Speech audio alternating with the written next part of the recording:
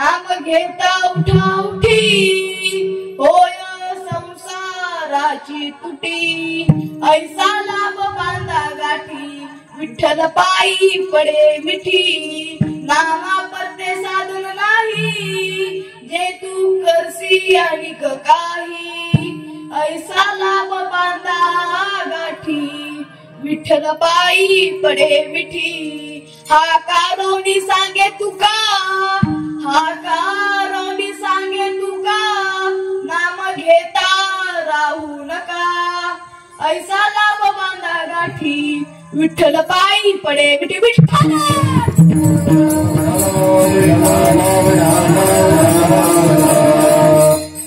आज पाहिला गेला आपला अखंड हरिनाम सप्ताह पडवी पहिला दिवस आज पाहिला गेलं तुम्ही आम्ही ज्या भगवंताचे दास आहोत ज्या भगवंतामुळे तुमचं माझे अस्तित्व आहे आणि ज्या भगवंतामुळे तुम्ही आम्ही इथं सप्त्यामध्ये बसू शकलो अहो काय त्या भगवंताला बघितल्यानंतर तुकोबाराय काय म्हणतात धन्य आम्ही जन्म आलो दास विठोबाचे झालो पहिल्या गेले तर आमच्या भगवंताची श्रीमंती म्हणजे संपूर्ण ब्रह्मांड कुणाचं आहे तर माझ्या भगवंत परमात्म्याचं आहे तरी सुद्धा तो आपल्या श्रीमंतीचा कोणताही अहंकार न बाळगता आपल्या भक्तासाठी एका राजाची सुद्धा हजामत करतो आपल्या भक्तासाठी शेणाच्या टोपल्या सुद्धा वागवतो अशा तुमच्या माझ्या उद्देश असणाऱ्या पंढरदीश पांडुरंगाला एकदा नमन करूया पांडुरंग करू प्रथम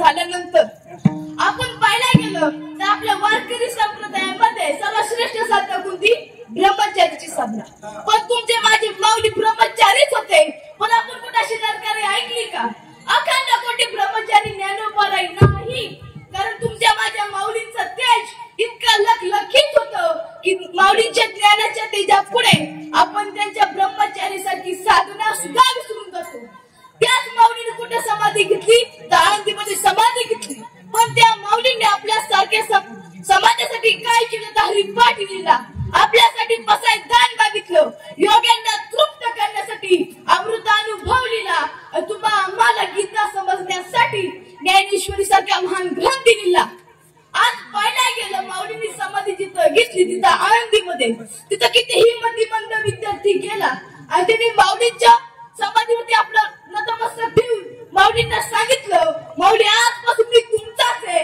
आणि मी तुमचाच राहणार अशा माऊलींच्या मध्ये समर्पण ठेवलं की त्याला ज्ञानाची प्राप्ती झाल्याशिवाय राहत नाही लक्षराज महाराजांना पण असंच वाटतं या कीर्तनात मला कुठल्याही प्रकारची ज्ञानाची कमतरता पडायला नको माऊलीने एकदा वंदन करूया ओम नमो ज्ञानेश्वरा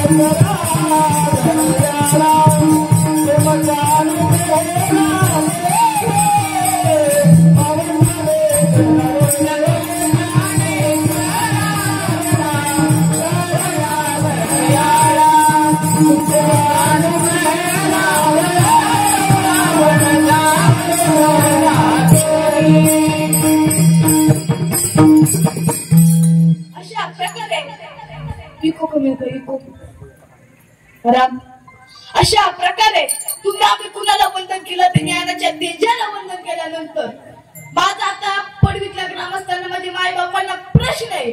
संसदल्यांनी उत्तर द्यायचं नाही. ज्यावेळेस तुमच्या माझ्या माऊलींनी समाधी घेतली ज्यावेळेस तुमच्या माझ्या माऊलींनी समाधी घेतली, बरोबर समाधी घेतली, त्यावेळेस माऊलींनी ज्ञानेश्वरी सारखा ग्रंथ आत घेऊन गेलते का बाहेर ठेवून गेलते? इको शब्द कळत नाही. इको कमी करा, कडक आवाज करा. Echo hello. परत प्रश्न सांगतो. ज्यावेळेस तुमच्या माझ्या माऊलींनी समाधी घेतली त्यावेळेस माऊलींनी ज्ञानेश्वरी सारखा महान ग्रंथ समाधीमध्ये आत घेऊन गेलते का बाहेर ठेवून गेलते?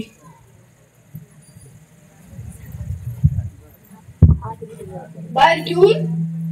मला पण तसंच वाटायचं, पण ज्यावेळेस मी इथं आलो ना त्यावेळेस मी ग्रंथ वाचले त्यावेळेस मला समजलं माऊलींनी ज्ञानेश्वरी सारखा महान ग्रंथ आत घेऊन गेलते. मग आम्ही वस्तुता काही खोट आहे का? नाही. ऐका, ज्यावेळेस माऊलींनी समाधी घेतली त्यावेळेस माऊलींनी ग्रंथ आत लिहिला ज्ञानेश्वरी, पण काही वर्षांनंतर माऊलींना माहित होतं मी ज्ञानेश्वरी लिहिली म्हणजे जे जे ब्राह्मण ज्यांनी मला त्रास दिला पंडितांनी ते माझ्या ज्ञानेश्वरीमध्ये बदल करणार आणि बदल केल्यानंतर ज्ञानेश्वरीचा घात ज्ञान तुम्हा आम्हाला पोचणार आहे का? नाही पोचणार. लेकुराचे हित वाहे माऊलीचे चित्त. माऊलींना आपल्याबद्दल तळमळ होती. माऊलींनी काय केलं? ज्ञानेश्वरी सारखा महान ग्रंथ आत घेऊन गेले आणि माऊली काही वर्षानंतर एका महावैष्णवाच्या स्वप्नामध्ये जाऊन म्हणतात, हे महावैष्णवा आळंदीमध्ये ये आणि माझ्या गळाला लागलेली अजा वृक्षाची मुळी तेवढी होऊन बाजूला कर. आपण काय काय वारकरी आळंदीला जातात, माऊलींचं दर्शन घेणं आधी कुणाचं दर्शन घेतो आपण? महादेवांचं, बरोबर. आणि महादेवासमोर जो नंदी आहे तो महावैष्णवांनी बाजूला केला, समाधीमध्ये प्रवेश केला. प्रवेश केल्यानंतर त्यांना माऊली किती तेजस्वी दिसले. माऊली वृद्ध झाले नव्हते, माऊली युवापणे इतके तेजस्वी दिसत होते. मग शेवटी त्या महावैष्णवांनी गायची आजा वृक्षाची मुळी बाजूला केली आणि माऊलीने जे काही ज्ञान द्यायचं होते त्या महावैष्णवाला दिलं आणि सोबत येताना ज्ञानेश्वरी सारखा महान ग्रंथ दिलेला. आज आपण जी ज्ञानेश्वरीची पारायण करतोय ती कुणामुळे? त्या महावैष्णवामुळे. त्या महावैष्णवाला विसरून चालेल का महाराज? शरण शरण एकनाथा, शरण एकनाथा, शरण शरण एकनाथा.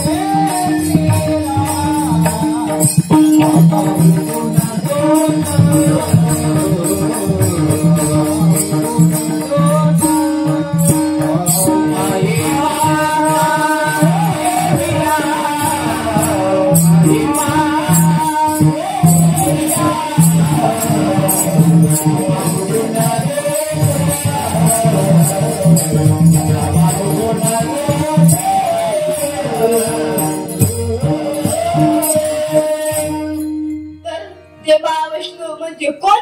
तर संत शांती ब्रह्म एकनाथ महाराज. आता सगळ्यांना समजलं विठ्ठल. आज तुमच्या सेवेकरिता निवडलेला अभंग कुणाचा आहे तर ऐका. जगद्गुरु ज्यांना पदवी दिली ते वारकरी संप्रदायाचा कळस आहे. त्यांची भक्ती इतकी श्रेष्ठ होती भगवंताला सुद्धा त्यांच्या जवळ यायला लागलं आणि भगवंत साक्षात त्यांना न्यायला आला. असे देव निवासी तुमचे माझे मी ज्यांचा अभंग निवडला ते म्हणजे कोण? तो तुकोबर आहे. तुकोबरांचा 4 चरणाचा अभंग मी सेवेसाठी निवडलेला आहे. नाम घेता उठा उठी होय संसाराची तुटी. आपल्याला काय सांगतो तुकोबरा पहिल्या चरणात? तुम्ही त्या देवाचं नाव घ्या. त्या देवाचं नामस्मरण केल्याने तुमच्या संसारातून सारं दुःख आहे ते नष्ट होणार आहे. आणि तुम्ही कुणाला प्राप्त होणार आहे तर काय होणार आहे? तुकोबरा दुसऱ्या चरणात सांगतात ऐसा लाभ बांधा गाठी विठ्ठल पायी पडे मिठी. तुकोबरा सांगतात तुम्ही देवाचं नामस्मरण केलं, भगवंताचं नामस्मरण केलं, तुमची जी संसाराची मिठी 84 लाख योनीचा जो फेर आहे तो कोणाच्या चरणी लीन होणार आहे? भगवंत आपल्या भगवंताच्या चरणी लीन होणार म्हणजे पंढरदेश पांडुरंगाच्या चरणाची लीन होणार आहे. पण हे सगळं करायचं असेल तर कोणतं साधन आहे? नामा परते साधन नाही जे तू कसी आणि काही. तुला त्या देवाला प्राप्त करायचं असेल नामाशिवाय तुला कोणतं साधनच नाही. कारण नामासारखं सोपं कोणतं काम आहे का? नाही. उठा बसता जेवता उठा आपण देवाचं नामस्मरण केलं झालं नामस्मरण. तुकोबरा एवढं सांगितलं ना तर तुकोबरा जेव्हा समाज आपलं ऐकत नाहीत तेव्हा तुकोबरा हकारोनी सांगतात. हकारोनी सांगे तुका नाम घेता राहू नका. तुकोबरा म्हणतात अरे मी ओरडून सांगतोय तुम्ही त्या देवाचं नाव घेतल्याशिवाय राहू नका. तुमचं जीवन व्यर्थ घालू नका. विठ्ठल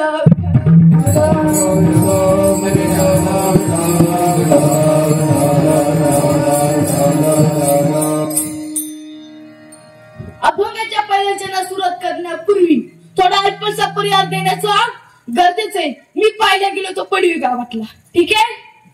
मी तुमच्याच गावातला आहे आणि तुम्ही माझ्याच गावातले ते विसरू नका. त्यामुळे बिनधास्तपणे आपला हात वर करून जसं नाचायचा तसा आनंद घ्यायचा. तुम्हाला कोण काय म्हणणार? आपलंच गाव आहे घ्यायचं. विठ्ठल आता प्रश्न आला नाम म्हणजे कोणाचं नामस्मरण तर देवाचं नामस्मरण. आज पाहिल्या गेले तर सप्ताहाचा पहिला दिवस. पहिल्या दिवशी काय सांगायचं? देवाच्या नामस्मरणाची महती सांगायची की देवाचं नामस्मरण केल्याने आपल्याला काय मिळू शकतं. देवाचं नामस्मरण करणं गरजेचं सोप्या भाषेत. मोबाईलला रेंज नसली मोबाईल चालतो का? चालतो का? तसं मला तुम्ही सांगा. आपण मुखात नामस्मरण केलं नाही ह्याचा काय उपयोग आहे का?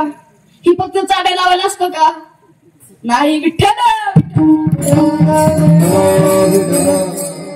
मला अभिमान वाटतो माझ्या गावामध्ये प्रत्येकाच्या मुखात नामस्मरण आहे. माझ्या गावकऱ्यासाठी जबाबदार तयार झाला पाहिजे. कारण माझं गाव चाड्या लावत असतं मला इथं उभं केलं असतं का? नाही. माझ्या गावाचं माझ्यावरती नितांत प्रेम आहे. त्यामुळे मी आज जे बोलू शकतो ते माझ्या गावामुळे माझ्या गुरुंमुळे माझ्या आई वडिलांमुळे.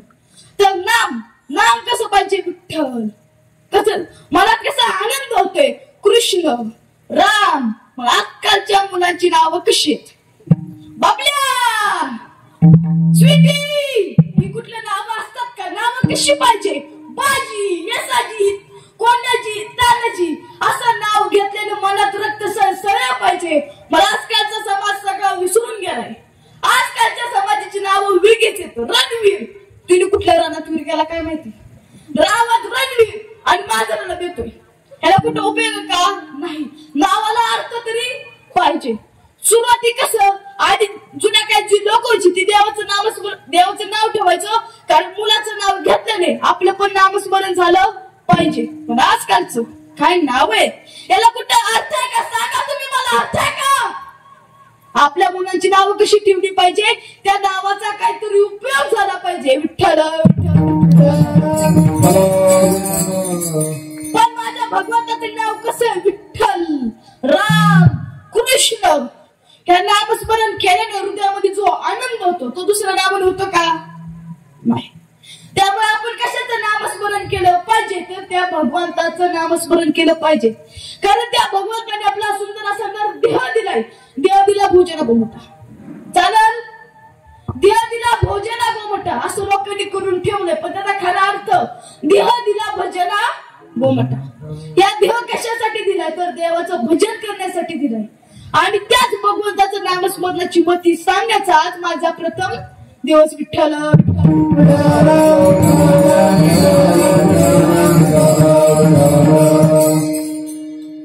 एक असं 12-13 वर्षाचा एक मुलगा होता. आणि त्याच्या स्वप्नात एक किल्ला यायचा सारखा, आणि त्या किल्ल्यावर एक किल्लेदार. ठीक आहे, तर सारखं मला किल्ला यायचं की मला तिथून कोणतरी बोलवतोय कोणतरी बोलवतोय. तो त्याच्या आजी आजोबांना बोलला, ऐका की आजी आजोबा मी जाऊ का? त्या आजी आजोबा म्हणायचे नको जाऊ. पण एके दिवशी तो ब्रह्ममुहूर्तावरती उठला, म्हणजे 3 वाजता. ब्रह्ममुहूर्त म्हणजे 3 वाजता. तुम्हाला आधी 3 मुहूर्त सांगतो. 3च्या पुढं ब्रह्ममुहूर्त चालू, 5च्या पुढं म्हणजे जो मनुष्य असतो त्यावेळेस तो अंघोळ करतो, आणि 7च्या पुढं राक्षस अंघोळ करतात. तर तुम्ही विचार करा, आम्ही राक्षस आहेत मनुष्य आहे, तर ब्रह्ममुहूर्त आम्ही अंघोळ करतो. ठीक आहे, विठ्ठल. त्यामुळे नेहमी आपलं स्नान करत असताना ब्रह्ममुहूर्त करा. पण मला माझ्या गावाचा अभिमान वाटतो. ज्यावेळेस मी सकाळी उठतो त्यावेळेस या सगळ्या महिला चालायला असतात. त्यामुळे सगळ्यांच्या बऱ्यापैकी ब्रह्ममुहूर्त असेल किंवा जो मनुष्याचा जो मुहूर्त आहे तो मनुष्य मुहूर्तावरती अंघोळ होते. मग तो मुलगा 12-13 वर्षाचा मुलगा उठला, त्या किल्लेदारांपाशी गेला. पण ते किल्लेदार कसे होते? तर सात्विक होते.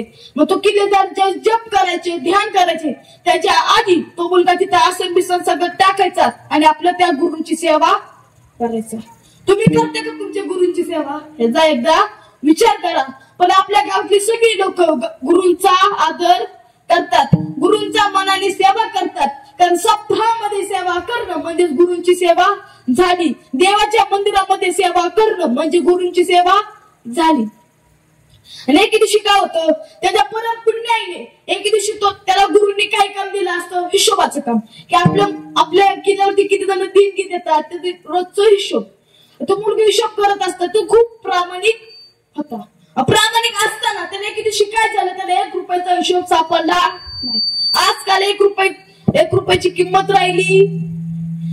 आम्ही ज्यावेळेस लहान होतो त्यावेळेस 1 रुपये सापडलं की किती आनंद व्हायचा. पण आता काय करायचं? 1 रुपये पण कुठे दिसत? 500, 1000, 1500 याच्याशिवाय मुलं आता बोलत नाही. त्या मुलाला 1 रुपयाचा हिशोब सापडला नाही. हिशोब सापडायला निम्मा रात्र झाला. तो हिशोबाच्या वयाचा पत होता.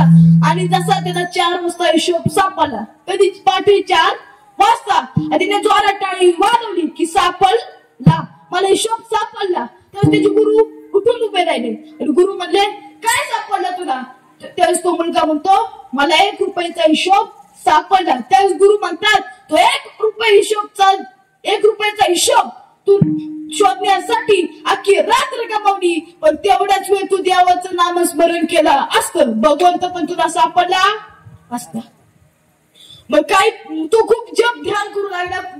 मुखामध्ये दिसतं विठ्ठल विठ्ठल दिसतं, भगवंताचं नामस्मरण करू लागला.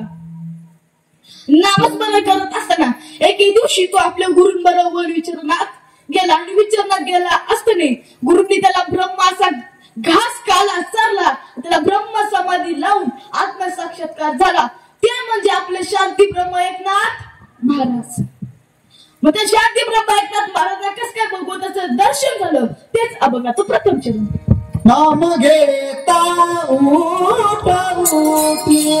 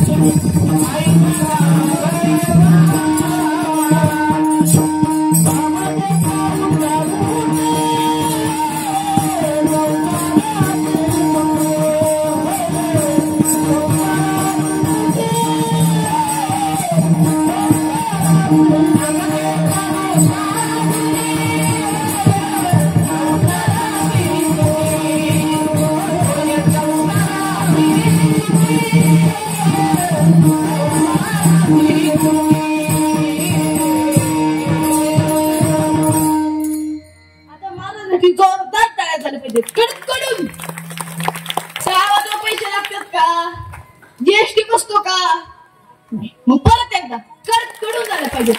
तसा धमाकेदार टाळ्या झाल्या पाहिजे.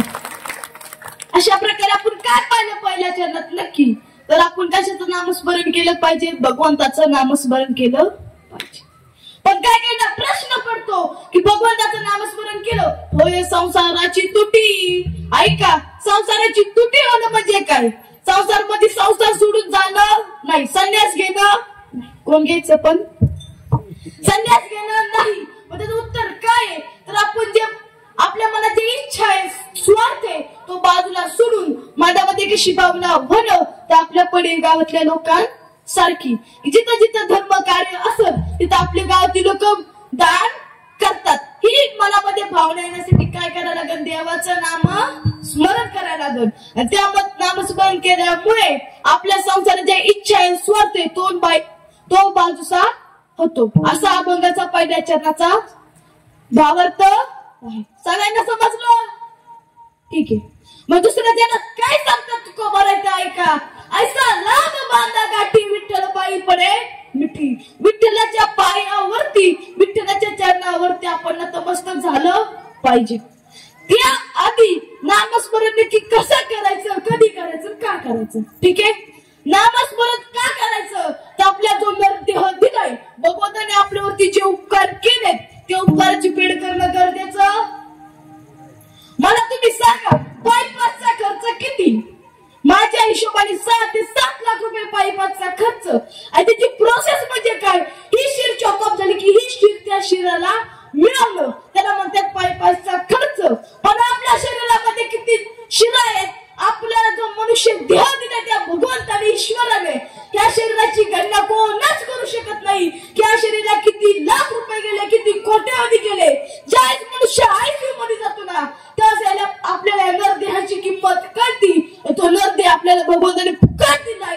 दिले इंद्रिय हात पाय कामे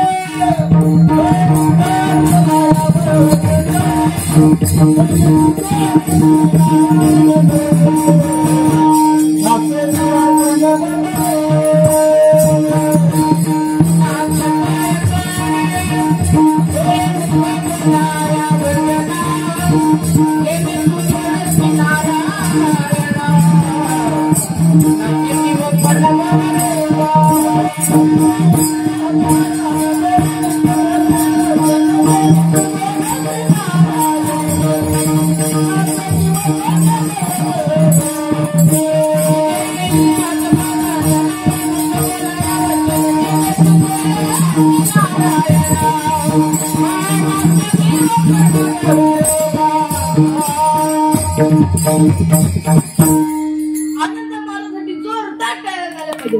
कशा काय सांगितलं? जीएसटी नाही, टॅक्स नाही. कशा काय झालं? पडकड कडून टाळ्या झाल्या पाहिजे. सुंदर असं त्यांनी प्रमाण दिलं की आपल्या देह कशासाठी दिलाय? भगवंताचं भजन करण्यासाठी दिलाय. किती कोट्यावधीच आपल्याला देह माहिती का? नाही. कोण कुणासाठी 500 रुपये सुद्धा फुकट देत नाही. पण त्या भगवंताने आपल्या सुंदर असा देह दिलाय तर त्या कशासाठी दिलाय? तर भगवंताचं नामस्मरण करण्यासाठी. तुझा नामरस निमाझा भरोसा जग हे कुणाचे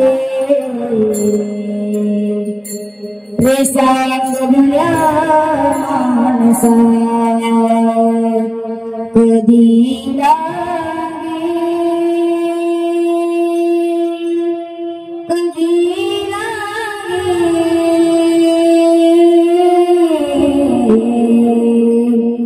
कधी लागे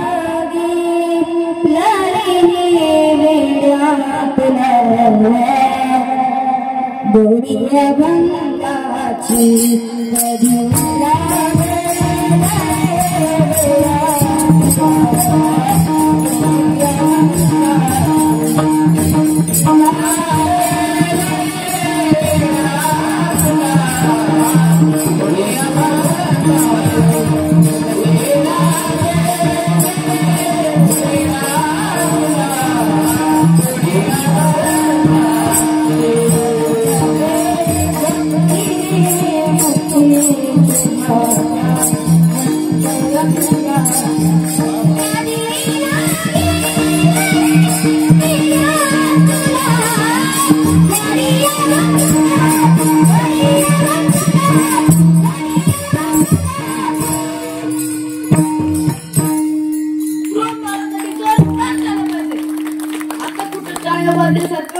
झालं.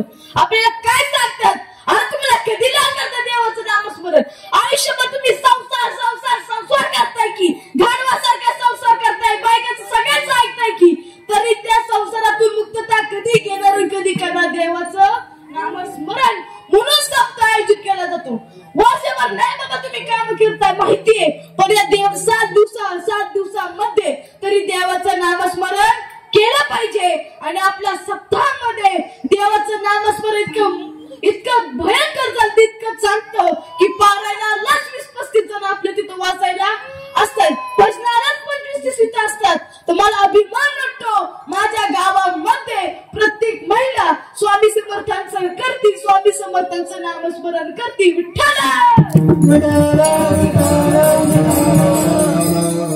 तुम्हाला आधीच सांगतोय, कीर्तनात सुट्टी नाही. आता टाळ्या कडकडून वाजवायच्या, मुखाने देवाचं नामस्मरण करायचं, हाताने टाळी वाजवायची. तुम्हाला सांगत नाही की नांगरून घ्या, काहीच काम करायचं नाही, मोकळ्यापणे बसायचं, देवाचं नामस्मरण करायचं. टाळी बोला मुखी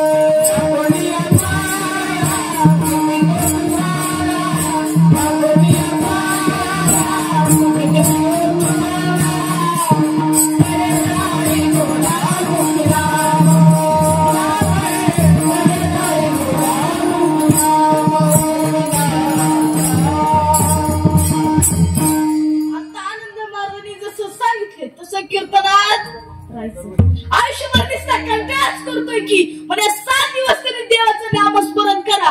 त्या परीक्षित राजाला 7 दिवस नामस्मरण करणारे मोक्ष मिळाला. आपण पण माणूसच आहात, आपण पण मनुष्य आहात. त्या भगवंताचा आभार माना. रेडा बनवलं, म्हैस बनवलं, कुत्रा बनवलं, नाहीतरी बनवलं, ही काय आपल्याला बनवलं ना. बोलत चला, तुम्ही बोला मी बोलतो, ना तुम्ही बसतो तुम्ही बोला, असं चालेल का? नाही. मी जे प्रश्न विचारतोय त्याची उत्तर द्या. आपल्याला घाडं बनवलं, कुत्रं बनवलं, म्हैस बनवलं, मनुष्य बनवलं, तर या मनुष्य देहामध्ये काय करायचंय? देवाचं नामस्मरण करायचं. घेताना विठोबाचे पर्वत जळतील घेताना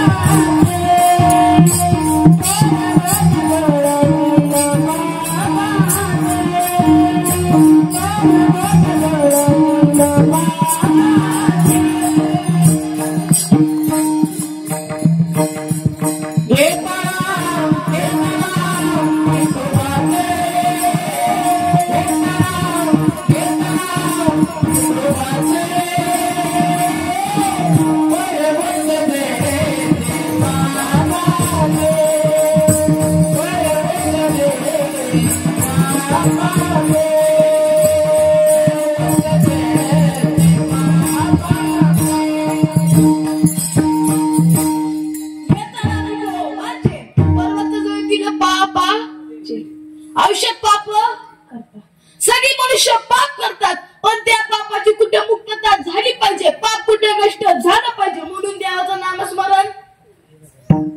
आणि सगळ्यांनी सांगितले मोकळ्या बसा, नाचू वाटले उभा राहून नाचा, काय करू वाटले तसे करा, भगवंताच्या आनंदामध्ये तुम्ही नाचला. तुम्हाला अभिमान नाही वाटत, त्या भगवंताला अभिमान वाटतो. माझा भक्त कोणत्याही मनामध्ये लाज बाळगत नाही, अहंकार बाळगत नाही, पण माझ्यासाठी देवाच्या नामस्मरणामध्ये तल्लीन राहतो. दुसऱ्या जनात काय सांगितले, तुम्ही काहीतरी करा, नामस्मरण करा आणि विठ्ठलाच्या पायावरती आपला दिवस पूर्ण करा. सगळ्यांना माहिती आपल्याला कुठं जायचंय, कुठं जायचंय, मामाच्या गावाला, मावशीच्या गावाला, मायराला, सासरला यायला लागतं. अजून कुठं जायचंय का नाही, आपल्याला कुठं जायचंय, देवाच्या. आपल्याला एका दिवशी मारायचं, विसरलं नाही ना, सगळ्यांना एका दिवशी मारायचं आहे. जिंदगी एक किराए का घर है, एक न एक दिन बदलना पड़ेगा, मौत जब तुझको आवाज देगी, मौत जब तुझको आवाज देगी, घर से बाहर निकलना पड़ेगा,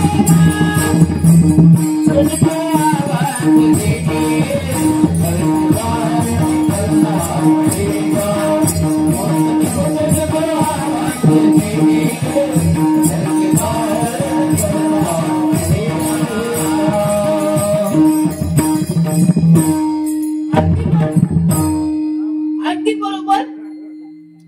ज्यावेळेस तुम्हाला आवाज देईल, तुम्हाला इथून निघून जायचे का, कोण म्हणू शकतो 10 दिवस तुम्हाला एक दिवस इथं थांबू, असं थांबवता येतं का, नाही. काय तर पैसा कामाचा आहे, जेव्हा मरणाच्या वेळेस एकटंच जायला लागतं. पोरग बाळ, सुना बाळ कोण येत, कोण असे, तू सगळं मी पण सगते, अर्थ नाही. त्यामध्ये जन्म एकट्यानेच घेतलाय आणि मरणार पण एकटच आहे. जन्म आणि मृत्यू यामध्ये जर न लागतं, ज म्हणजे जन्म, म म्हणजे मरण, मधला न म्हणजे तुम्ही आम्ही केलं नामस्मरण. त्यामुळे देवाचं नामस्मरण करायचं. आणि आता पाहिलं गेलं काळ खूप भयंकर आहे. या काळामध्ये पाहिलं गेलं तर आता महिला सुरक्षित नाहीये, पुरुष पूर्णपणे भानाव नाहीये आणि लहान मुलांना संस्कार नाही. पण मला अभिमान वाटतो, माझ्या गावामध्ये दर मंगळवारी इतकी गर्दी असते की स्वामी समर्थांच्या तिथं. मला अभिमान वाटतो माझ्या गावात पण तसा नाही. प्रत्येकाला देवाची महती माहितीये. प्रत्येक स्त्री स्वयंपाक करताना देवाचं नामस्मरण करते आणि आमचा पुरुष वर्ग ज्या उठ्ठा बसता देवाचं नामस्मरण करतो. तर ऐका, आता पाहिला गेलं विठ्ठल विठ्ठल, आता पाहिलं गेलं काय खूप भयंकर आहे. कोण पण कोणाच्या जीवावरती उडून चाललेलं आहे. आता पाहिलं गेलं त्या पाकिस्तानाच्या नालायकांनी मला डोक्यात घालावं, पण त्या पाकिस्ताननी काय केलं तर आपल्या 27 जणांना मारून ठार केलं, तिथं जागेवर ठार केलं आणि त्याच्या प्रत्युत्तर आपल्या भारताने दिलं. तर ऐका, मला अभिमान वाटतो की आपण भारतामध्ये जन्माला आलो, आपण त्याला प्रत्युत्तर दिलं, त्या पाकडांना स्वतःची लायकी जाणून दिलं. बाप से कमी बघा म्हटले ना, बाप तो बाप रहेगा, ही भारताने सिद्ध करून दाखवलं. त्या वीर जवान सैनिकांचं आणि त्यांच्याकडे करून काय झालं, त्यांच्यासाठी काय झालं पाहिजे. कारण आपल्या नौसेनेने, आपल्या हवाई सेनेने इतकं काम केलं, लष्कर व्यवस्थेने रात्र जागले, पण त्यांच्या 100 किलोमीटर आत घुसून त्यांना धडा शिकवला. ते गुन्ह्यामध्ये जातं आपल्या आर्मीमुळे. दिल दिया रे जान जे आपल्याला जाणीव राहिली पाहिजे. त्या जाणीवामध्ये आपण आपला प्राण सोडून सुद्धा दिल दिया रे जान आपण त्या देशाच्या सेवेसाठी तत्पर राहिलं पाहिजे. आणि तत्पर कसं राहिलं पाहिजे, ध्रुव महाराज चालू. दिल दिया रे जान भी देंगे, वतन तेरे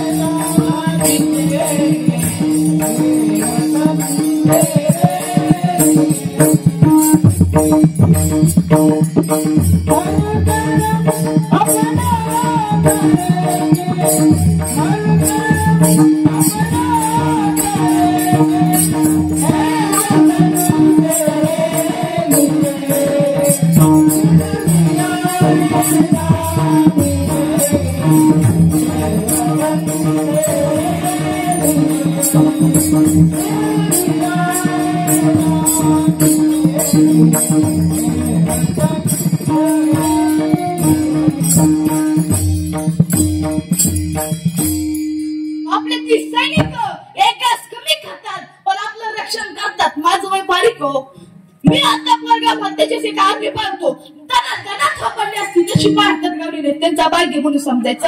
आपण मनामध्ये काय बाळगलं पाहिजे, आपल्या देशाबद्दलची सेवा बाळगली पाहिजे, त्याबद्दल आपण कसं राहिलं पाहिजे, तत्पर राहिलं पाहिजे. आपल्याला माहितीये पाकिस्तान त्याला अक्कल, चीनला अक्कल, त्यामुळे ते आपलं कधी पण हल्ला चालू शकते.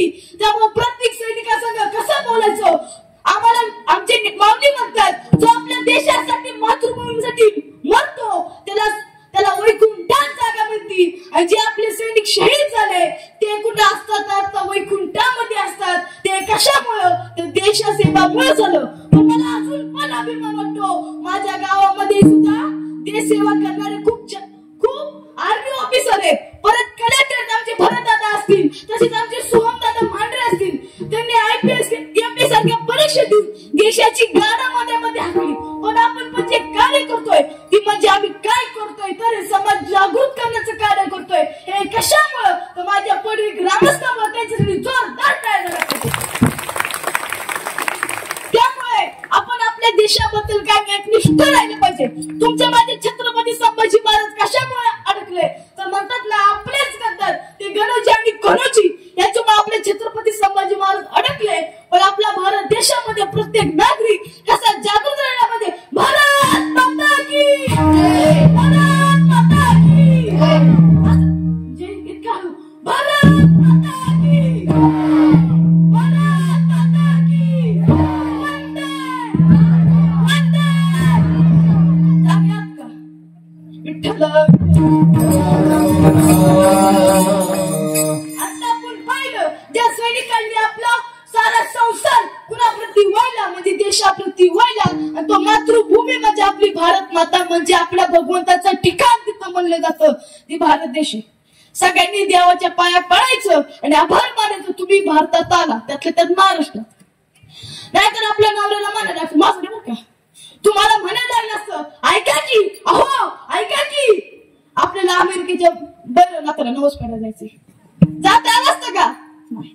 पण आपल्या सारे देवतांनी संतांनी कुठे अवतार घेतला, आपल्या भारतामध्ये अवतार घेऊन महाराष्ट्रामध्ये अवतार घेतला. आणि आपण जिथं वास करतोय ती संतांची पावनभूमी म्हणून ओळखली जाते. आणि आमच्या गावामध्ये पडवीमध्ये संतराज महाराजांची पालखी सुद्धा येते. त्याबद्दल मला टिपाला अभिमान. विठ्ठल तुम्ही आम्ही वारकऱ्यांनी कशाबद्दल कुणाबद्दल आपलं मनाचं नामस्मरण ठेवलंय आणि कुणाबद्दल आपली सारी प्रीती वाहिली तेच अभंगाचं तू त्याच्या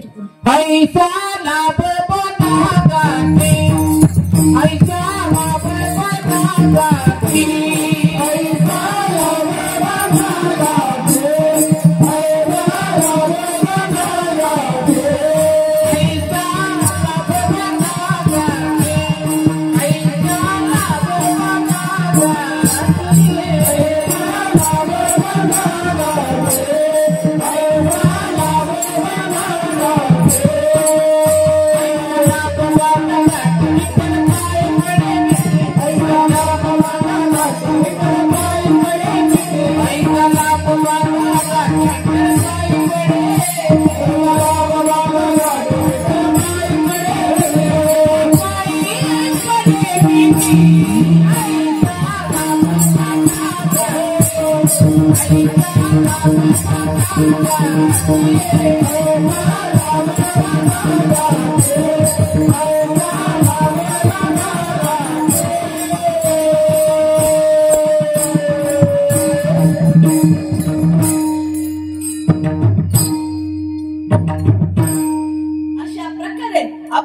ज्यांना समजलो आपल्याला देशामध्ये निष्ठा असली पाहिजे तुमची आहे कारण तुम्ही गावामध्ये सत्ता विचार करता आणि देश सेवेचं कार्य म्हणजे तुम्ही संतांचा विचार जागृत करता आणि समाजाला आपल्या देशाबद्दलची प्रीती निर्माण करता ही झाली देश सेवा विठ्ठल आता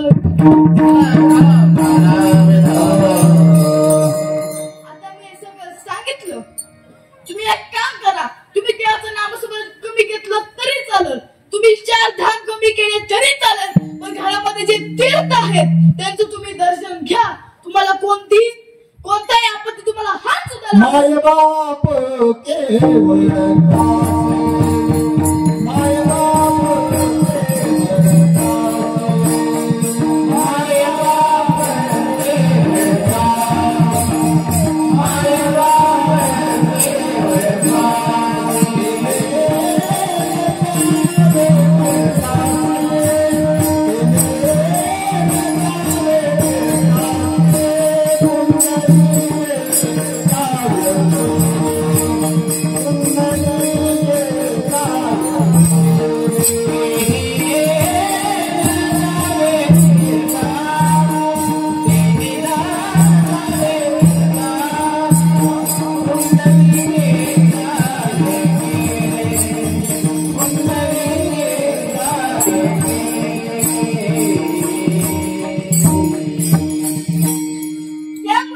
आयुष्यात जगत असताना 4 धाम कमी करा 4 तीर्थ कमी करा पण त्या आपल्या घरात असलेल्या आई वडिलांना शेवटपर्यंत सांभाळा आणि आपल्या आई वडिलांची किंमत राखा ज्या आई वडिलांनी आपला जन्म दिला ज्या आई वडिलांनी आपल्या आई वडिलांची खूप मनामध्ये इच्छा होती की आईची इच्छा होती ही साडी घ्यायची पप्पांची इच्छा होती वडिलांची ही गाडी घ्यायची पण ज्या तुम्ही जन्माला आला तर तिची मनामध्ये एकच इच्छा होती माझ्या मुलाला काही कमी पडलं नाही पाहिजे ही असतात आपले आई वडील खरं तर पहिल्या मुलाचं कौतुक करावं तेवढं कमी आहे कारण ते आपल्या आई वडिलांचा मान राखतात पण आताची जी संस्कार पिढी चालली ती आपल्या आई वडिलांचा मान राखते का आम्हाला मला वाईट वाटतं की हाच भारत देशाने अख्ख्या जगाला विश्वाला उठून सांगितलं मातृ पितृ देव भव पण आमच्याच भारतामध्ये सगळ्यात जास्त वृद्धाश्रम आहेत आमच्याच भारतामध्ये सगळ्यात जास्त अनाथ आश्रम आहेत हे कशामुळं तर मुलांना मिळालेले संस्कार महत्वाचे आधी जुन्या आजी आजोबा असायचे ते आपल्या मुलांना रामाच्या कृष्णाच्या गोष्टी सांगायचे पण ते आजी आजोबा गेले वृद्धाश्रमात आणि आई वडील राहिले घरी तर ते आई वडिलांनी आपले आई वडील वृद्धाश्रमात घातलेत त्यांनी पण समजायचं आपली रावणगिरी वृद्धाश्रमात आहे कारण जी आई वर्षभर आपल्यासाठी 9 महिने 9 दिवस मनामध्ये जन्म मृत्यूची जी वेदना असते सहन करते कोणासाठी तुमच्यासाठी पण तिनं ज्या वेळेस आपण आपल्या आईला वडिलांना महागारी बोलतो आणि सांगतो की निघून जा तुझ्यामुळे माझ्या बायकोला सहन होत नाही असं ज्यावेळेस म्हणतो त्यावेळेस आईच्या मनात जाऊन विचार करायचं काय वाटत असेल माझ्या आईला ज्यावेळेस मी ज्या आईने मला जन्म दिला जन्मदात्या आईला मी असं बोलत असेल हे आपल्याला कशामुळे समजतं ज्यावेळेस माझ्या मनात एखाद्या नवीन मुलीचं लग्न होतं त्यावेळेस तिला समजतं माझे आई वडील म्हणजे मला देवासारखे मला सांभाळत होते माझे आई वडील म्हणजे मला सोन्याच्या तुकड्यासारखे सांभाळत होते काळजाच्या तुकड्यासारखे समजत होते पण एखाद्याचे आई वडील गेले ना मग त्यांना समजतं आई म्हणजे काय असतं आणि बाप म्हणजे काय असतं ज्याला जाणीव असते त्याला कधी किंमत राहत नाही त्यामुळे आपल्या आई वडिलांच्या मनामध्ये जो आदर आहे तो आदर करा एक दिवस तुम्ही सामन्याला येऊ नका देवाचं नामस्मरण करू नका पण घरातल्या आई वडिलांना सुखात ठेवा देव तुमच्या घरी आल्याशिवाय राहणार नाही साक्षात पुंडलिकाच्या घरी भगवंत कशामुळे आला तर आपल्या आई वडिलांच्या सेवेमुळे आला ज्या तुम्ही तुमच्या आई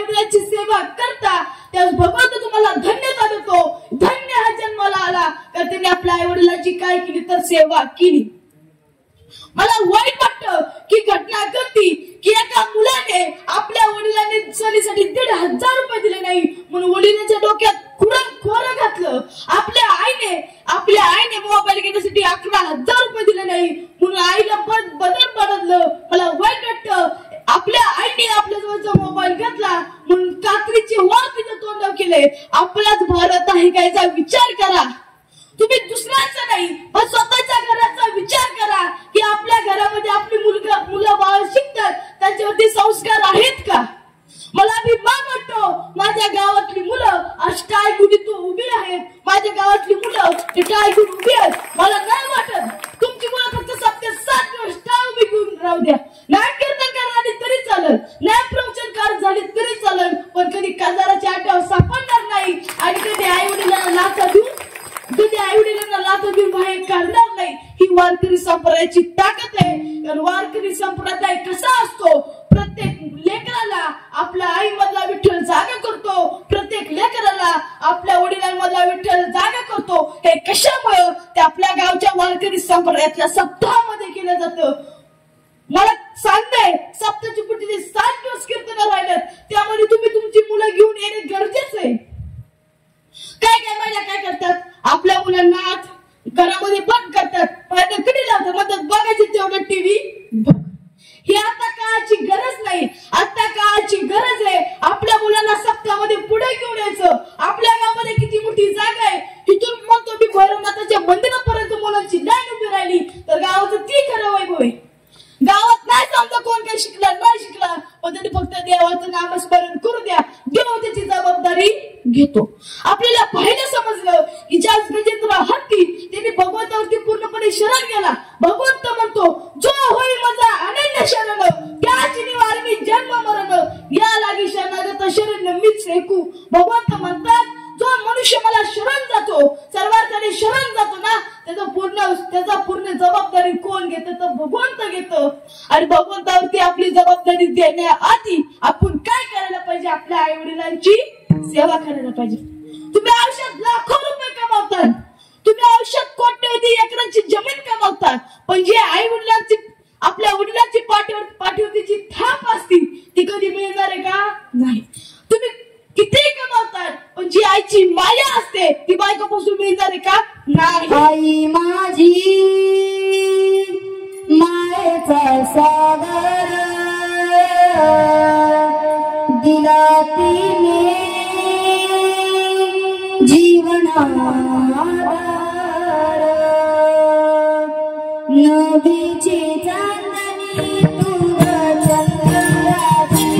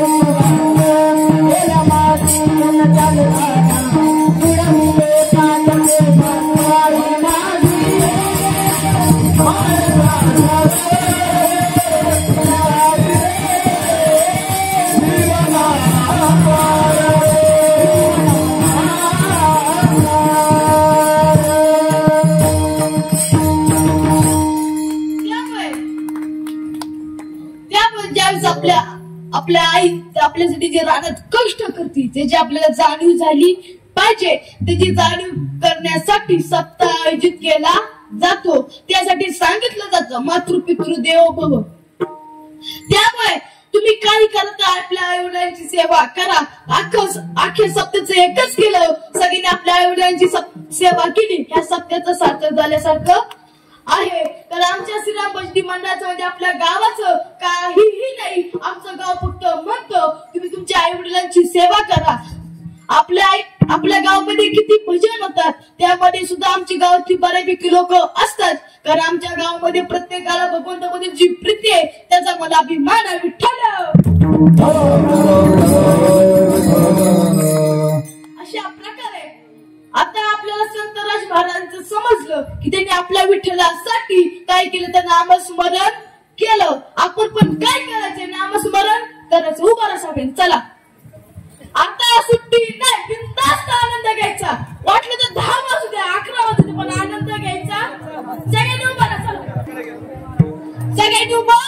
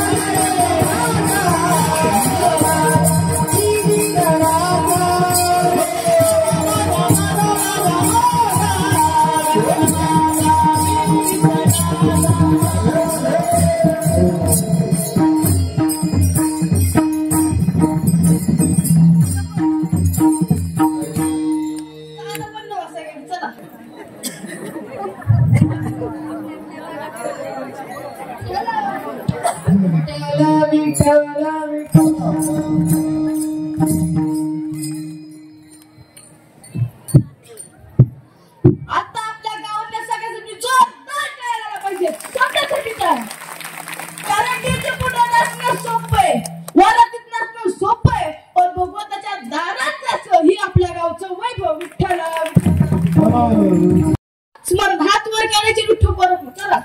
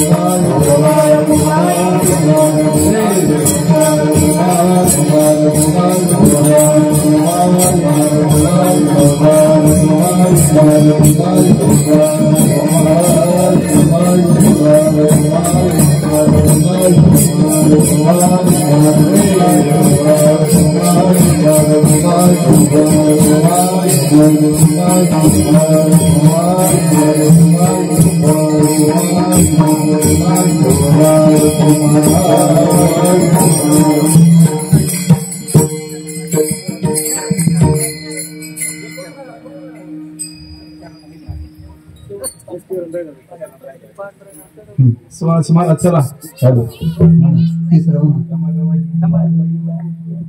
सुहास मला चला बोला कुंडली गोरधार विठ्ठल श्री ज्ञानदेव पंढरीनाथ भगवान की जय ज्ञानेश्वर महाराज की जय तुकाराम महाराज की जय श्री संत सुंदराज महाराज की जय महाराज की जय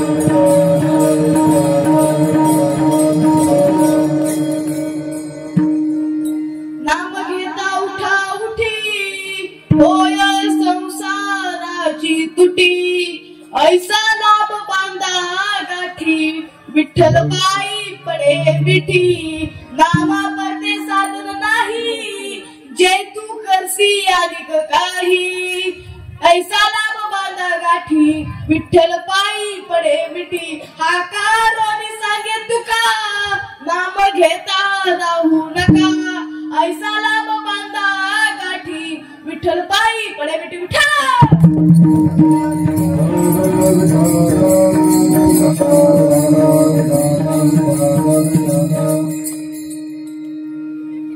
आता तिसऱ्या चरणाचा भावार्थ आपल्याला पाहायचा आहे की तिसऱ्या चरणात काय सांगतो तू कोबाराई तुमचं एकमेव साधन कोणतं तेच अभंग नामा परते साधन नाही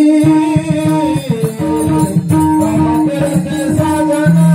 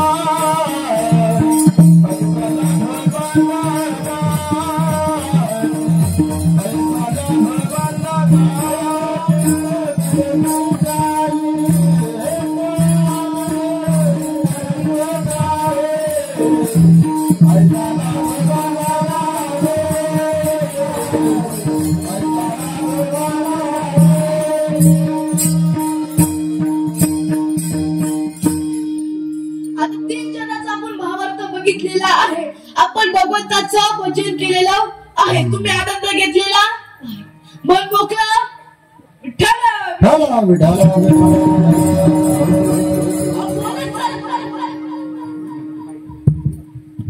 हॅलो बोलत चला.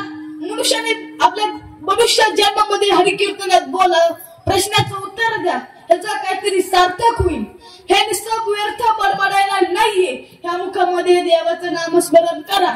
आता आजकालच्या बाया विसरी, ह्या मुखामध्ये असते विसरी. कसं मला तुम्ही सांगा, त्या मुखामध्ये देवाचं नामस्मरण. तुम्ही मला सांगा, काय पुरुषाच्या तोंडामध्ये असते तंबू, देवाचं नावाची इच्छा होईल का? नाही. त्यामुळे आधी स्वतः सुधरा, आधी स्वतःबद्दलची आचरण आहे, जे 6 गुण आहेत त्याबद्दल तुम्ही बाजूला व्हा, मग देवाची तुमची आता जवळ होईल. विसरू सोडणार खरं विठ्ठल. आता तुकोबारा काय सांगतात, तुकोबारा शेवटच्या स्टेप मध्ये जाऊ सांगतात. जशी आपल्या असतात शेवटच्या स्टेप आता आता तरी करा. तुकोबारा पण म्हणतात आता तरी देवाचं नाव तुम्ही जे ऐका. मी तुम्हाला सोप्या भाषेत सांगतो, देवाचं नामस्मरण केलं नाही तर काय होतं. तुम्ही देवाचं नामस्मरण केलं नाही, सत्याला वर्गणी दिली नाही, शब्द आला नाही, शब्दामध्ये काही ठिकाणी गोंधळ घातला तर काय होतं. सोप्या भाषेत सांगणार, कुणाला मनाला लागलं तर राहू द्या. मरण्यानंतर आपण कुठे जातो, आपण म्हणजे जी सप्त्यामध्ये नामस्मरण करत नाही, वर्गणी देत नाही, वाढण्याची सेवा करत नाही, स्वतःपुरतं भक्त्यात नरकामध्ये जातात. नरकामध्ये गेल्यानंतर काय होतं ऐका, नरकामध्ये गेल्यानंतर जिने हे खातात ना, हिने खातात ना, त्यांचं म्हणजे काय होतं, स्वतःच शरीराचं तुकडं स्वतःलाच खायचं, लिहितं खायचं, खातीत अजून काय व्हायचं, वैतरणा नदील तिथं म्हणजे मध मूत्र रक्त तिथं आपल्याला फरफटतात का. आणि ऐका, ज्या सासू सुनांना त्रास देतात त्या सासू गायचं गुचिर होतात. ऐका अजून एकदा, जे दुसऱ्याचा बाण करतात ती त्या बाणात काढून होतात. विठ्ठल. अजून सत्य ऐका, जी सत्यामध्ये वर्गणी देत नाही त्यांना दारिद्र्यपणा येतो, त्यांच्या घरात लक्ष्मी नांदत नाही. कोणी वर्गणी दिली नसेल लवकर देऊन विठ्ठल. अजून जी सत्यामध्ये म्हणतात भोग बंद करा, पुढचा जन्मी मुख ही काहीच नाही, मग करा बंद. ऐकू पण येणार नाही, बोलतो पण नाही. त्यामुळं सत्यामध्ये गोंधळ घालायचा आपली गावातली घालत नाही, गावातल्यासाठी जोरदार नाही.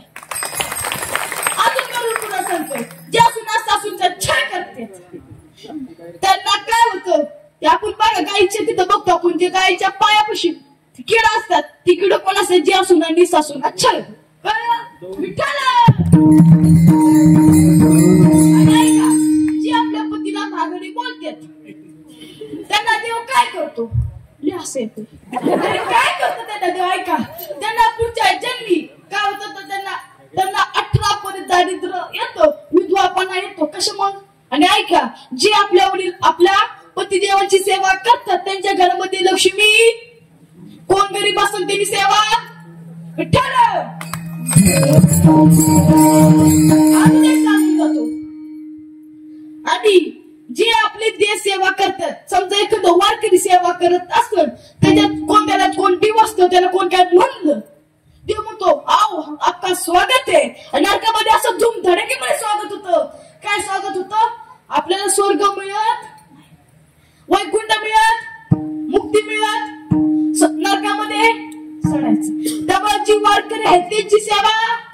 पण माझ्या गावचं मला अभिमान आहे, जसं तरच मराठी पालखी येते तस माझं गाव इतकं म्हणजे उत्सव असल्या तिथं आपल्या गावात उत्सव साजरा केला जातो. त्यामुळे कुणाला नरकात जायचं, देवाचं भजन करणार तरी करणार. स्वामी समर्थाचं नामस्मरण, विठ्ठलाचं नाम मुखात, वाईट कार्य नाही करणार. ठीक आहे, एवढ्या सप्त्यातून एवढं तुरी मनात घेतलं, सप्ताहाचा अर्थ झाला विठ्ठल. आणि ऐका, अजून एक सांगून जातो, जी स्वतःपुरतं बघते त्याला दुसऱ्यांचं घेणं देणं नसतं, ती त्याला पुढच्या जन्मी त्याचा विवाह होत विठ्ठल. अजून एक सांगून जातो, जी सेवा करत नाही, मुखात देवाचं नामस्मरण होत नाही, आपले जे घरपुढे कुत्रे ना तेच असतं. समजलं, तर कुत्र व्हायचंय का देवाचं भक्त व्हायचंय, देवाचा मुखात नामस्मरण विठ्ठल. आणि जी ही सगळ्यात महत्वाचं, आणि जी ह्याचं इकडं तिकडं चाड्या लावत्यात ती काय होतं, ज्याच्या घरी चाड्या लावल्या, ज्याच्या घरी भांडणं केली, त्यांच्या घरातली उंदर कोणती चाड्या उमरावायच्या का देवाचा फक्त देवाचा, तेव्हा नामस्मरण, सप्त्यात, वर्गणी, वाड्याची सेवा, भजन, मुखात नामस्मरण घ्यायचं, ठीक आहे, कीर्तनात पोरांना मोबाईल द्यायचा, आधी स्वतः बघायचा. अहो काय परिस्थिती आली आता, पोरग माझा पप्पा मला एवढं मार्क पडलं, त्याचा पप्पा फेसबुक, मम्मीला म्हणते एवढं तुझी मम्मी इंस्टा स्नॅपचॅट, बघा पोरांवरती परिणाम. आधी स्वतः मोबाईल ठेवून मग पोरं मोबाईल ठेवून. आता काय लागली की इथं दारू सोडी शकते, आता काही दिवसांनी बोर्ड लागणार, इथं इंस्टाग्राम सोडलं, इथं फेसबुक सोडलं जाणार. त्यामुळे आता आपल्या मुलांना काय लावायचं तर संस्कार लावायचं, आणि आपल्या मुलांना कुठे घेऊन यायचं, हरिकथेमध्ये घेऊन यायचं. तुमचा मुलगा इथं मला अभिमान वाटतो, माझ्या गावातला तरुण मंडळ असेल, तरुण मुलगा इथं वाड्याची सेवा करतो, तरुण मंडळासाठी जोरदार टाळ्या झाला पाहिजे. त्यामध्ये मावळा प्रतिष्ठान असेल, जगदंब ग्रुप असेल, श्री गणेश तरुण मंडळ बळी असेल, हे सगळे तरुण मंडळ येऊन एकत्र येऊन आपल्या सप्त्यामध्ये वाणीची सेवा करतात. पुन्हा एकदा विठ्ठल. आणि ऐका, आपण त्याच्यामुळे धर्म काढत येऊ शकलो, ज्यांच्यामुळे तुमचं माझं अस्तित्व टिकू शकलं, आणि तुम्ही आम्ही हिंदू म्हणून गर्वाने जगू शकलो, ते कोणच्या छत्रपती शिवाजी महाराज. त्यांना कसं विसरायचं, त्यांच्या जीवनात एक प्रसंग सांगून जातो, आपल्या धर्मावरती किती दृढ व्हायचं, आपल्या समाजासाठी किती सेवा करायची, रयतेचं किती हित करायचं. राजा शिकून गेला, त्याच राजातला आपण कोण तो मावळा आहे, आपल्या राजासाठी काय झालं पाहिजे, आपल्या राजा बघायला नाहीये, राजाने जे आपल्यासाठी कार्य केलं, मला अभिमान वाटतो. माझ्या गावामध्ये चौकात माझ्या राजाचं स्मारक आहे, मला अभिमान वाटतो. प्रत्येक मुलगा छत्रपती संभाजी महाराजांची जयंती उत्साहाने साजरी करतो, मला अभिमान वाटतो. माझ्या गावातला प्रत्येक मुलगा छत्रपती शिवाजी महाराजांची जयंती साजरी करतो, आणि गावातला प्रत्येक मुलगा तिथे व्याख्यान करतो. विठ्ठल. ऐका, आपल्या राजांनी आपल्यासाठी काय केलं, राजांचं कीर्तनात नाव का घ्यायचं, का कीर्तनात त्यांचा उल्लेख करायचा. तर ऐका, आता जे कीर्तनात चालल्यात ते आपल्या राजांमुळे चालल्यात. ते आता चोपदार काका आहे, जुन्या काळात ते मध्ये कोण असायचे, राजांचे एक मावळा असायचा, ती मुकल यायची, कीर्तनातला सगळा कार्यक्रम उद्ध्वस्त करायची. पण आपल्या राजांची कृपा हे कशा मोजाल तर आपल्या राजांना दिलेले जिजाऊचे संस्कार. संस्कार शब्द महत्वाचा आला, आई वडील मध्ये ठरतात.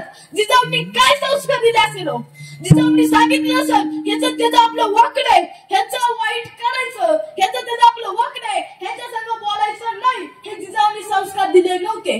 जिजाऊंना डोळे कशाचे लागायचे, जिजाऊंना डोळे मला घोडं चालवायचे, रयतेची सेवा करायची अशी डोळे लागायचे. आजकालच्या स्त्रियांना आपण कोणी ढवाय लागतात, हे कशामुळे आपण छाती ठुकून म्हणतो राजे पुन्हा जन्माल्या, राजे पुन्हा जन्माल्या. पण त्या आधी जिजाऊ तर निर्माण होत्या, जिजाऊ जन्माला आल्या नसतात तर राजे कशा जन्माला येतील. शोधू कुठरा पाहू कसरा मीच स्वतःला पाहू कसरा या मावळतून तू कधीच गेला माझ्या राजाला माझ्या शिवराला माझ्या राजाला माझ्या शिवराला.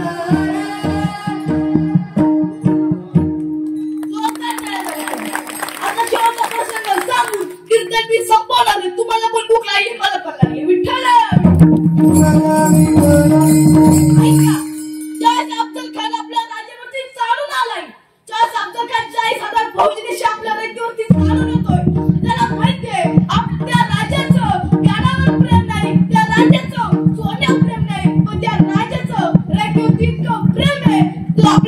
पेक्षा त्याला जास्त समजतो. आणि त्यावेळेस अब्दुल खान चालून आलाय त्यावेळेस छत्रपती शिवाजी महाराजांची लाडकी पत्नी सईबाई त्यावेळेस ते मृत्युमुखी गेलते आणि छत्रपती संभाजी महाराजांचा नुकताच जन्म झाला. याला म्हणतात समाजसेवा.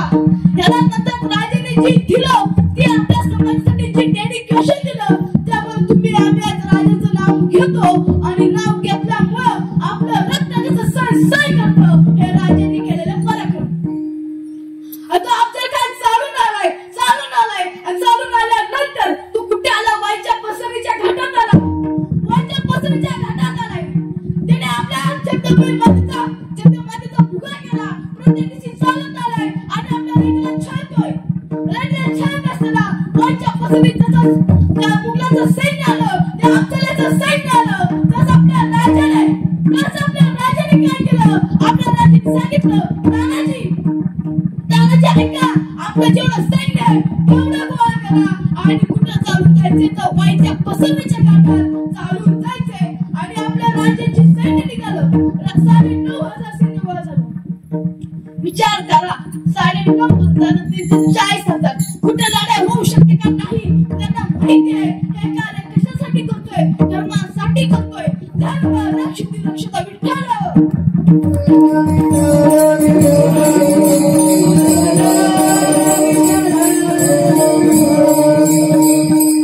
छत्रपतीला माहित होतं मी जे कार्य करतोय ते माझ्या धर्मासाठी करतोय, माझ्या समाजातल्या प्रत्येक स्त्रीसाठी करतोय, पुरुषांसाठी करतोय आणि माझा समाज एकत्र करून क्रांती घडवतोय आणि माझ्या महाराष्ट्राला नवीन वाट देतोय. अब्दुल खान आला रणकुटीच्या घाटापाशी.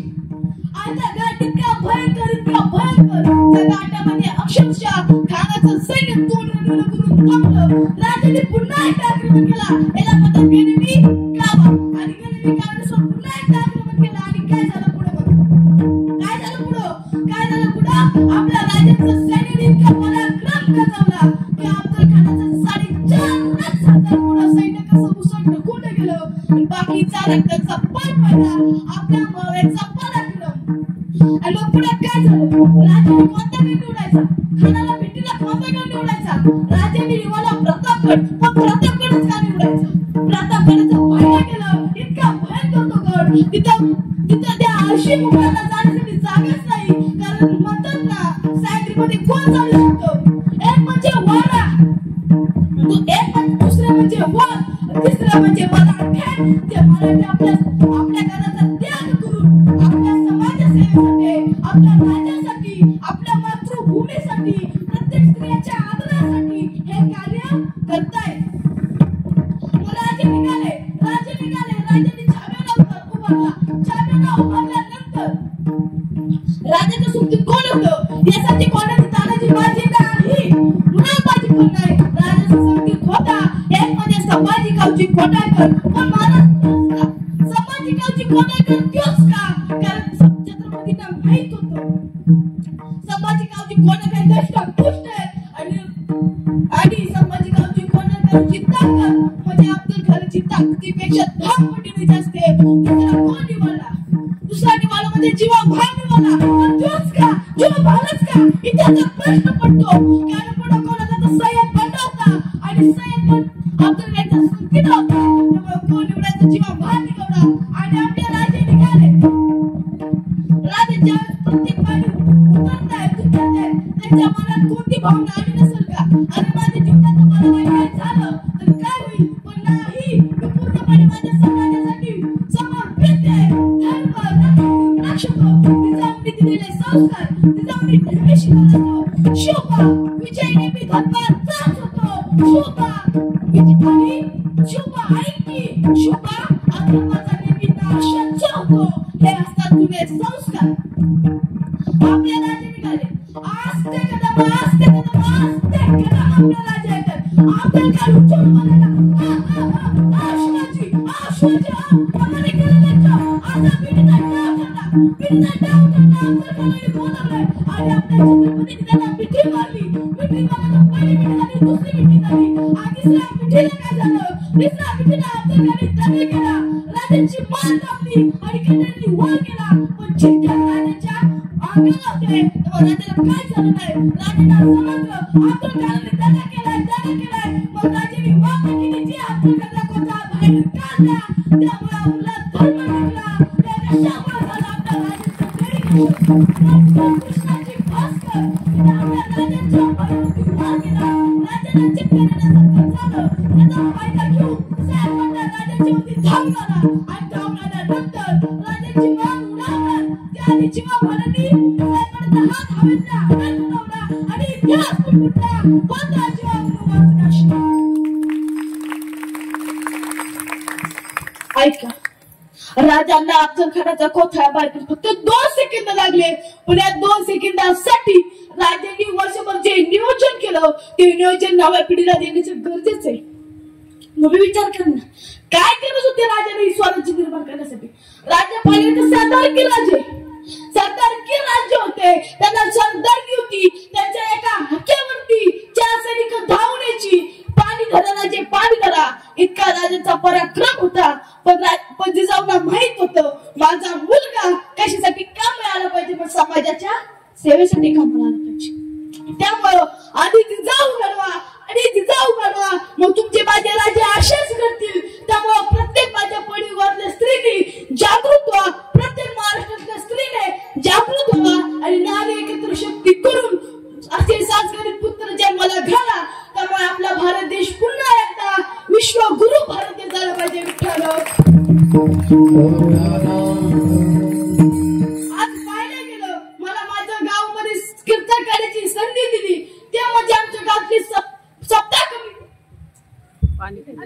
कमिटी मध्ये पाहिलं गेलं तर आमचे कारभारी अप्पा असतील तसेच आमचे अशोक दादा असतील प्रदीप दादा असतील त्यातल्या जो अपार प्रियंका नाही रोई बाप्पू असतील त्याने सुरेश अण्णा असतील सतीश शेठ असतील दिलीप अप्पा असतील परत त्यातल्या त्यात भोईटे मामा असतील आबा दुधा असेल धुमाळ असेल पक्का धुमाळ असेल त्यातल्या त्यात आमच्या शर्मिला आंटी आणि अनिता आंटी. ह्या शर्मिला आंटी आणि अनिता आंटी काय असायचं ज्याच आमच्या गावामध्ये भजन असायचं त्यावेळेस ते आम्हाला भजनात घेऊन यायचे. आज मी कीर्तनकार झालो म्हणजे आमच्या शर्मिला आंटी आणि अनिता आंटी हे मला भजनात घेऊन गेले. विठ्ठल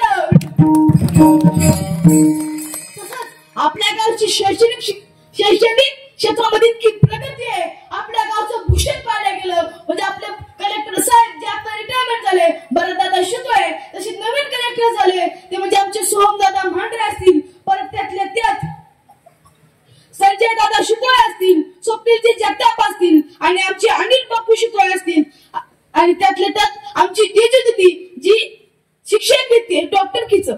आपल्या मुलांना काहीतरी नवीन घडवा तेव्हा आपला मुलगा आपल्या गावामध्ये आपल्या गावाचं नाव काढलं पाहिजे. आणि आमच्या गावचे भूषण असणाऱ्या व्यक्तींनी भरतदादा असतील सोमदादा असतील यांनी आपल्या कर्तृत्वावरती आपल्या गावाचं नाव अख्ख्या महाराष्ट्रात केलं. पाहिलं गेलं तर आमचे माझे कीर्तन अजित काका तुषार काका गोरख काका परत आमचे ज्याच्यामुळे आम्हाला सप्त्यामध्ये येण्याची प्रीती लाभली ते म्हणजे आमचे गुरु मामा असतील. त्याचे गुरु मामा जायच्या आधी ते आम्हाला हार्मोनियम शिकवायचे आणि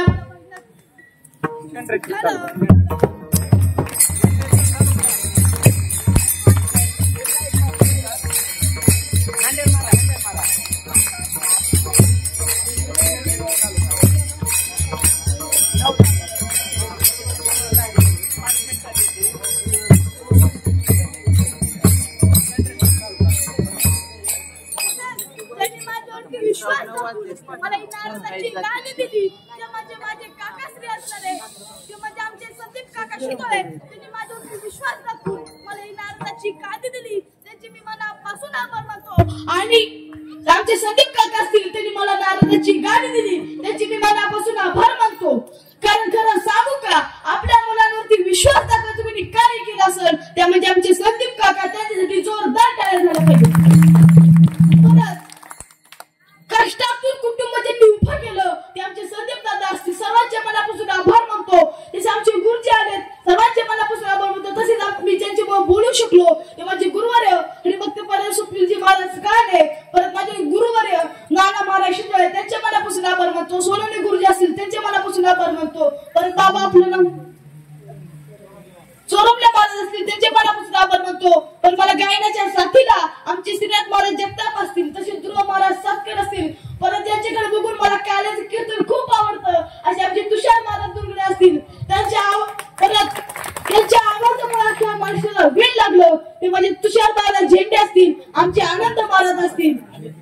विनोद महाराज झेंडे असतील, परत आनंद महाराज असतील, परत त्यातल्या त्या ठिकाणी आमची चौकदार काका यांच्यासाठी जात आहे.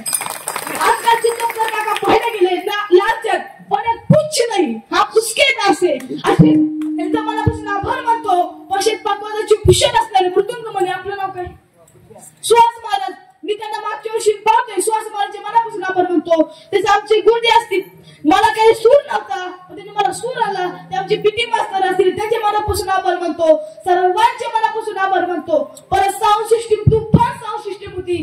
परत ज्याने माझे कीर्तनाचे फोटो काढले ते म्हणजे आमचे अण्णा असतील. तसेच आपला जो सप्ताहाचा कार्यक्रम चाललाय तो अख्ख्या महाराष्ट्रापर्यंत पोहोचणार आहे. ते महाराष्ट्रामध्ये पोहोचणार आहे ते म्हणजे आमचे अमोल दादा बनकर. त्यांच्या उद्यापासून आभार मानतो. त्यातल्या त्यात तुम्ही माझं कीर्तन ऐकलं आणि तुम्ही उद्यापासून आई वडिलांची सेवा करणार आहे, देवाचं नामस्मरण करणार आहे. तुमच्या मनापासून आभार मानतो. सर्वांच्या मनापासून आभार मानतो. आणि चुकून कुणाचं नाव घ्यायचं राहिलं असं तर मला माफ करा. तसे माझे कीर्तनाला आले आमचे संपद गुरुजी असतील, आमचे मावशी काका सर्वांचे आभार मानतो. आणि ज्याच्या मग मी घडलो ते म्हणजे आमचे आई वडील असतील, सर्वांचे मनापासून आभार मानतो. आमचा जो शाळेचा शिक्षक वृंद आहे ते सुद्धा आले, आमची थप्पे मॅडम सुद्धा आले, ते सर्वांचे मनापासून आभार मानतो. त्यातल्या त्यात आमचे सोनवणी गुरुजी तर आलेच, सर्वांचे मनापासून आभार मानतो. चुकून कुणाचं नाव घ्यायचं राहिलं असं तर माफ करा. आणि सर्वांचे मनापासून आभार मानून कीर्तनाला पूर्णविराम. ज्ञानेश्वर माऊली